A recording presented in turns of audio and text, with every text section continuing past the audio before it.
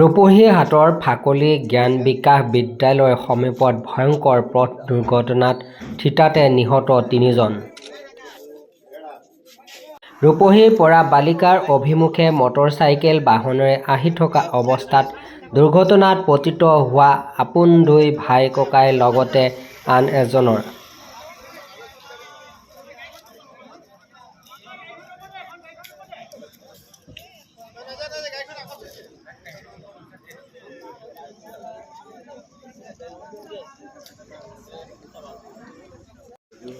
AS02DA4034 number motorcycle দুৰ্ঘটনাত পতিত হোৱা মৃত্যু হয় ৩ জনৰ। দুৰ্ঘটনাত নিহত ৩ জনৰ কাঞ্চনপুৰ গাঁৱৰ ৰাজদুল হক, মেহেন্দী আলম আৰু শাকিল আহমেদ। কোনোবা অচিনাক্ত বাহনৰ সৈতে সংঘৰ্ষত দুৰ্ঘটনাত পতিত হোৱা সন্দেহ।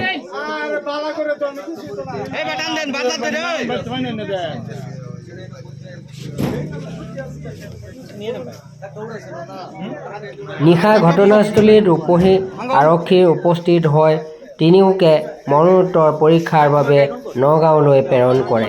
News desk BSN 24।